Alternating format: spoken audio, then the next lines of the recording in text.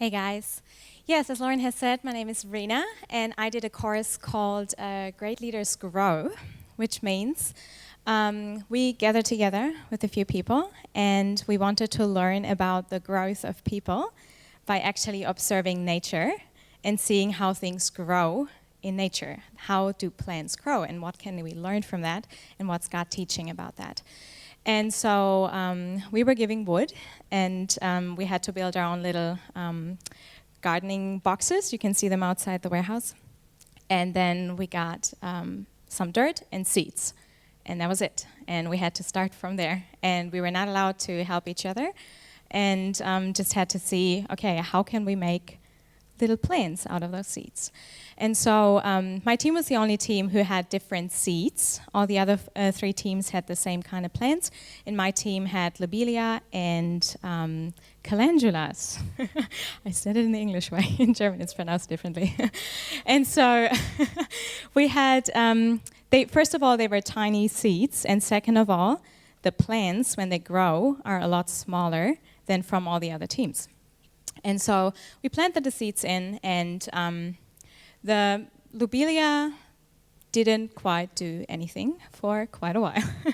The calendula made it through the surface after week 1, I think. All the other teams' plants were already showing and doing things. And the lobelia, nothing. We kept on looking. Like I was going back to the little planter box, and I was screening the surface of the soil, and I was like, man, nothing's happening. Like, they're just not growing.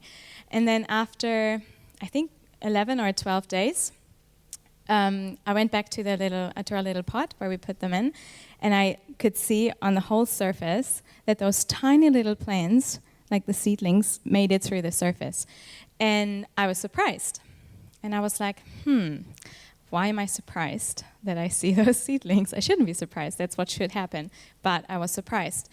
And that's what God used to talk to me. And he was asking me the question. He was like, Rina, why are you surprised to see those seedlings?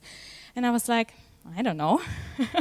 And then I kept on thinking about it, and I was like, oh my gosh, I have been doubting in my heart that those seeds will germinate. I have been doubting because I didn't see anything. And if you had asked me before, I would have told you, no way, I'm doubting. I couldn't have put a name to it. I couldn't have said it. I would have said, no, I'm not doubting. But because I was surprised, God was like, there you go, you've been doubting.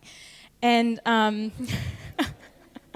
so God used that whole scenario to talk to me about doubt and hope, and doubt and faith. And that whenever there is doubt, there cannot be hope. And whenever there is doubt, there cannot be faith. And the main purpose of the whole program, Great Leaders Grow, was to learn about how growth in people happens and how we as leaders can walk alongside people, can help people grow, can disciple people. And looking at that scenario, God really put it on my heart and showed me that if I, as a leader, have the tiniest bit of doubt in my heart that the person I'm working with is ever going to grow, it's like I'm suffocating the little seed that's in them. It's like putting a blanket over the pot and slowly suffocating those little seeds of growth in the person, because they will subconsciously pick up that I have no hope for them. And I was like, whoa, that's a massive revelation. And I felt so convicted about it, because so often you look at things and you look at people and you don't see that anything's happened. You just see nothing. You look at a person and you feel like they're not changing, nothing's happening, whatever I do, it's just not doing anything.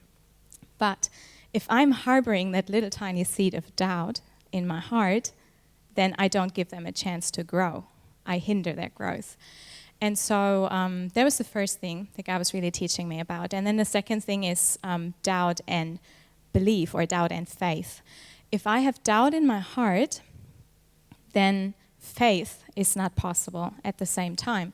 And there's so many things in the Bible, so many promises in the Bible we have. For example, so many stories in the New Testament tell us that God is a God who is able to heal, and that we, as children of God, have the authority to pray for people, and people will get healed. But if I am praying, and if I have that tiny little seed of doubt hidden in my heart, and I'm praying for a person, I can promise you right now that nothing will happen. Nothing will happen. It won't work because God can never bless doubt. He won't bless doubt, and he can't bless doubt.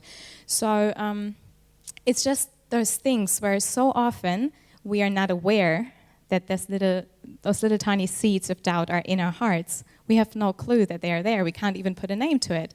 But if we don't come before the throne of God and ask God to reveal it to us so we can confess it and get rid of it, then we might hinder growth in other people, and God can't work through us and can't bless it.